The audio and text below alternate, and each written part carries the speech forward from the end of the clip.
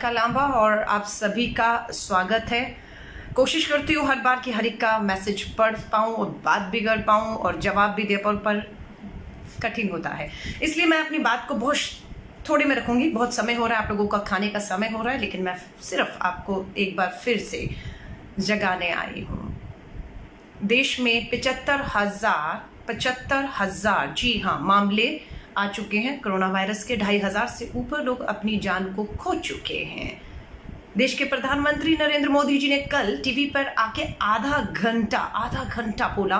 बात सिर्फ यही निकल के आई कि चौथे लॉकडाउन होगा और उसका रंग रूप क्या होगा, वो सोच रहे हैं कि रंग रूप क्या होगा चौथे लॉकडाउन का। उसके बाद उन्होंने कहा कि मैं 20 लाख करोड़ रुपए का पैकेज की घोषणा करके जा रहा हूं, जिसका खुलासा देश की वित्त मंत्री निर्मला सीतारमण जी करेंगे। मेरे बारे में उसके बारे में बताने के लिए कुछ नहीं, बस घोषणा कर रहा हूं 20 लाख करोड़ रुपया आपको दिया जाएगा। लोग बहुत खुश हुए हमारे जैसे कि 20 लाख करोड़, जीडीपी का 10%, बहुत बढ़िया। जबकि हमारी जीडीपी की क्या हालत है, उसका 10%, 20 लाख करोड़ और वाहवाही के 5 कंट्रीज में हमारा सबसे आगे है। सब खुश हुए आंकड़े देखे 20 लाख करोड़। और आज 1.5 घंटे देश की वित्त मंत्री निर्मला सीतारमण जी को सुना, लेकिन मैं आपसे कहना चाहती हूँ ये 20 लाख करोड़ की घोषणा हुई, उसका पिटारा आज निर्मला सीतारमण जी ने खोला। अब आप अपने 14 करोड़ लोग जिनके जन धन खाते जीरो अकाउंट पे खाते खोले थे, देखिए उन खातों में अब कल घोषणा हुई है, आज के बाद क्या उसमें कोई पैसा आता है जन धन खातों में।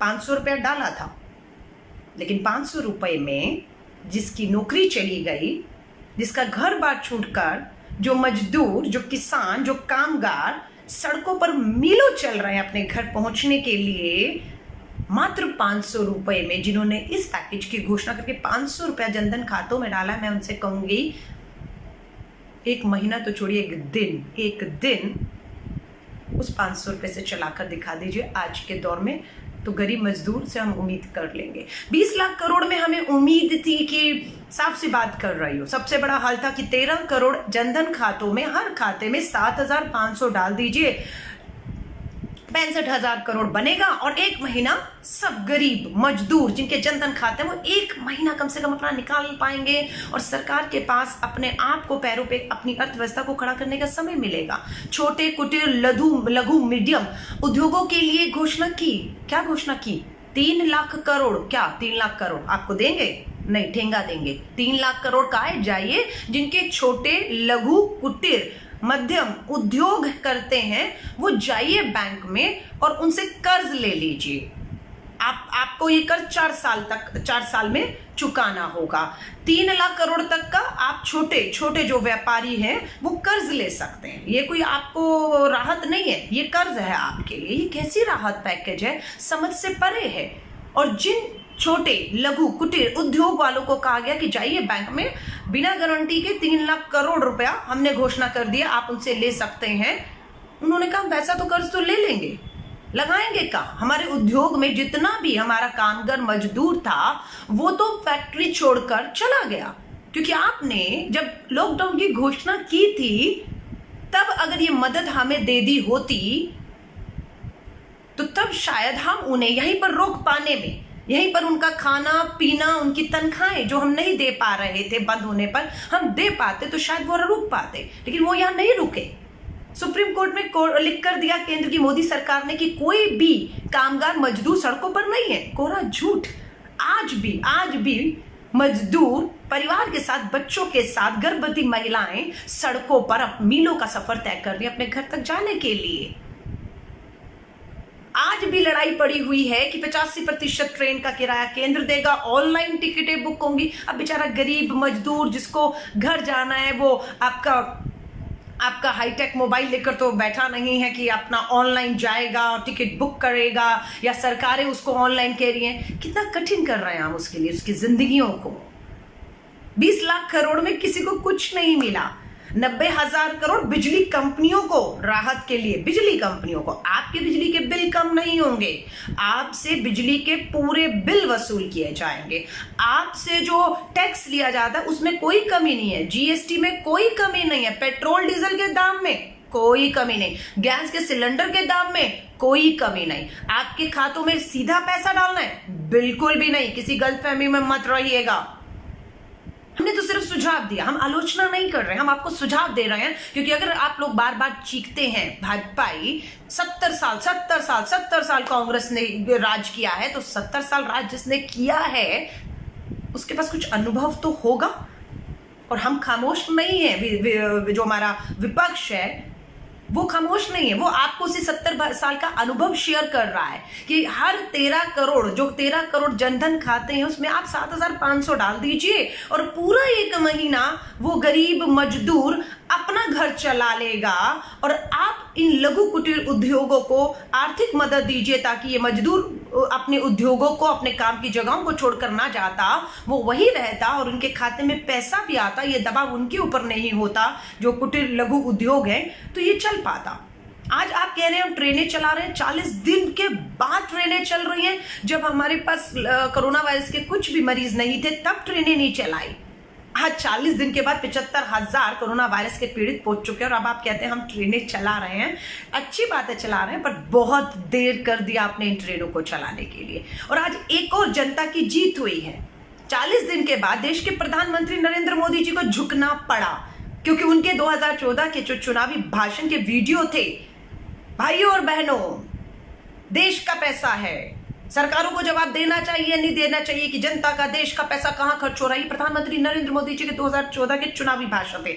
लोगों ने वीडियो निकाले, खोजे और उन्हें 2020 6 साल बाद उन्हें याद दिलाया, प्रधानमंत्री जी आप खुद ही तो कहते थे कि पारदर्शिता होनी चाहिए, जनता का पैसा है, जवाबदेही होनी चाहिए, तो आप क्यों पीएम केयर फंड को छुपाए बैठे हैं कि किसने कितना पैसा दिया, आपने कहां कहां खर्च किया है। और उसका चेहरा बने राहुल गांधी और पूरी कांग्रेस ने विपक्ष का धर्म निभाते हुए हमला किया। बिल्कुल पीएम केयर फंड की पारदर्शिता लाइए, कितना फंड कहां से आया, कहां खर्च करे, क्यों नहीं आप देश को बता रहे हैं। आज देश के प्रधानमंत्री को जनता के सामने, देश के सामने झुकने पर मजबूर होना पड़ा। अपनी मर्जी से खुलासा नहीं किया, जनता के दबाव में झुकना पड़ा। और जब झुके तो खुलासा किया है, 1-2 हजार करोड़ की मैंने यहां दिया, मैंने वहां दिया, लेकिन अभी तक कुल कितना आया उसका नहीं मालूम है। बट हाँ, इतना दिया ये 40 दिन के बाद पीएम केयर फंड में आज बताया। वो भी जब हमने पूछा कि रेलवे मंत्रालय तो घाटे में है, फिर भी वो पीएम केयर फंड में 151 करोड़ देता है और मजदूरों को निःशुल्क टिकट नहीं, उनसे भी टिकट वसूली जा रही है, वो भी इस समय पर। तब जाकर जब सोनिया गांधी जी ने कह दिया कि सब टिकटों का जो खर्चा है वो हमारे जैसे कार्यकर्ता, कोई 1 टिकट का खर्चा देगा, कोई 2 का देगा, कोई 10 का, कोई जिसकी जितनी हैसियत है, हम लोगों ने वो देने शुरू किए। हमारे जैसे लोगों ने, किसी ने 5 लोगों की टिकट का भार अपने सिर पे लिया, किसी ने 10 का लिया। जब तक ये घोषणा नहीं हुई थी तब तक ये भी नहीं कहा गया था कि 85% केंद्र देगा और 15 राज्य देगा। अब 15% राज्य में बिहार और दिल्ली में झगड़ा पड़ा हुआ है। दिल्ली का मुख्यमंत्री कहता है कि 15% मैं क्यों दूं, बिहार वाला कहता है कि मैं क्यों दूं। बिहार का मजदूर बेचारा फंसा रहा, मजबूरन दिल्ली सरकार ने दिया, लेकिन वो लेटर लिखकर बिहार सरकार से अपना 15% वापस मांग रही है। इसीलिए अब खर्च करने के लिए फिर वही बात है, मजदूरों को कहा जा रहा है कि आप ऑनलाइन टिकट ले लीजिए और आपकी टिकट के पैसे बाद में दे दिए जाएंगे। आप यकीन करते हैं कि ऐसा ही करेंगे? और अगर टिकट का पैसा आज भरेगा तो लाएगा कहां से? उसकी तो नौकरी छूट गई, उसका तो घर छूट गया, वो तो सड़कों पर पूरे परिवार के साथ। और आपकी टिकटें भी कोई 50-60 रुपए की नहीं है। टिकटों पर आप सब्सिडी या उसको ऊपर राहत के बाद भी टिकटें 500-600 रुपए और एक आदमी की। और 4 का परिवार है तो 2-2 हजार रुपए की टिकट, उसके खाते में तो आपने 500 डाले हैं। मैं आपसे कहूंगी पीक आना अभी बाकी है, मई और जून के अंदर पीक अभी आएगा।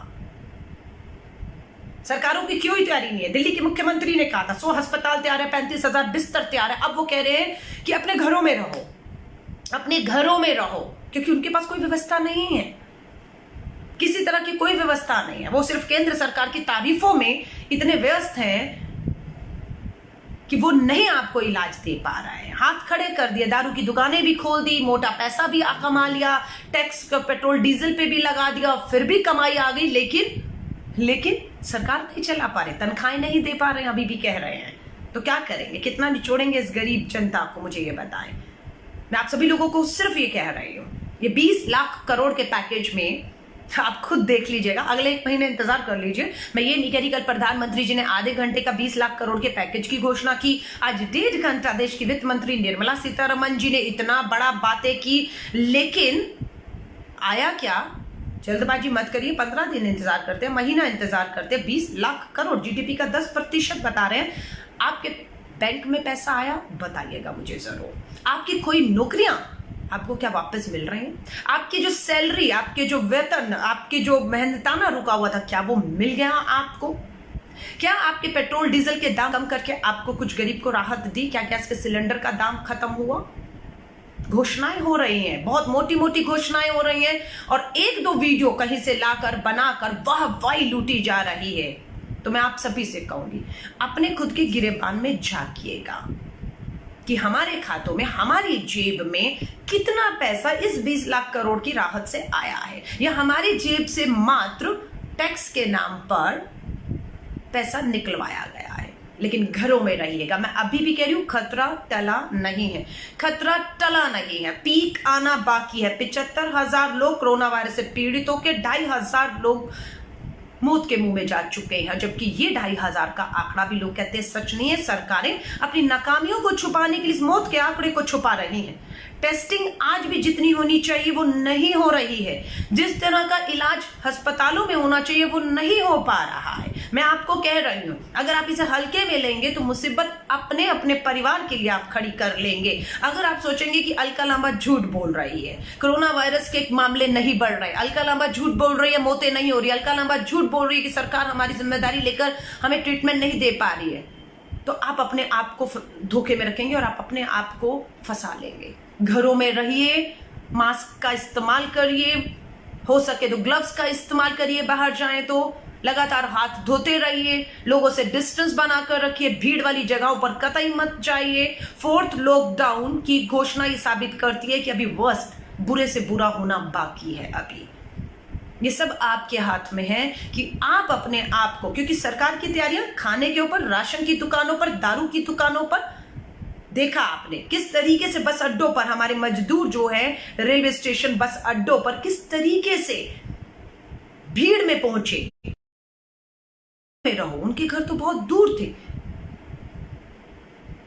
उनकी फैक्ट्रियां तो बंद हो गई, उनके रोजगार काम धंधे चले गए, उनको वेतन नहीं मिल रहा था, उन्हें घर जाना था, और आपने कोई व्यवस्था नहीं किया। 40 दिन के बाद आज ट्रेनें चालू करते हैं, वो भी कब, जब 17 लोग ट्रेन की पटरी में ट्रेन के नीचे आके अपनी जान दे देते हैं। जब विपक्ष आपको लगातार आप पे हमले करता है और आप कहते हैं हम राजनीति कर रहे हैं, नहीं, विपक्ष राहुल गांधी जी हो या कांग्रेस अपना विपक्ष का धर्म निभा रहा है। अगर हमने आवाज ना उठाई होती, ये 20 लाख करोड़ का जो पैकेज की घोषणा कर रहे हैं, वैसे तो खोखला है, पिटारे में कुछ खास नहीं है, सिर्फ कर्ज है कि आप इतने का कर्ज ले लो, आप इतने का कर्ज ले लो, आप इतने का कर्ज ले लो, उसके अलावा कुछ खास नहीं है इसमें। गरीब मजदूर किसान के जेब में, जनधन खातों में कुछ नहीं आ रहा है। और सही कहा है विशेषज्ञों ने कि भारत में इतनी मौतें कोरोना वायरस से शायद ना हो जितनी भूखमरी से होंगी। ये सच है, यकीन ना हो तो आंकड़े उठाकर देख लीजिए और इंतजार करिए।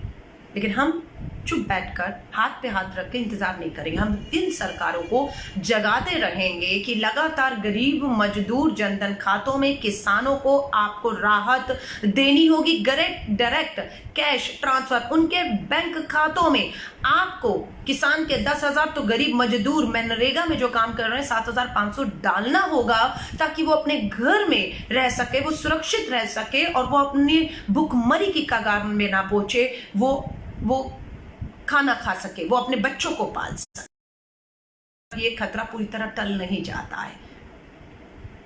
लेकिन आपसे कहूंगी, अगर आपको कुछ मिला हो, आपके जनधन खातों में आया हो, आपको राहत मिली हो, आपकी जिंदगी में बदलाव, आपकी नौकरी, आपकी तनख्वाहें, आपके पैसे, तो प्लीज बताइएगा जरूर।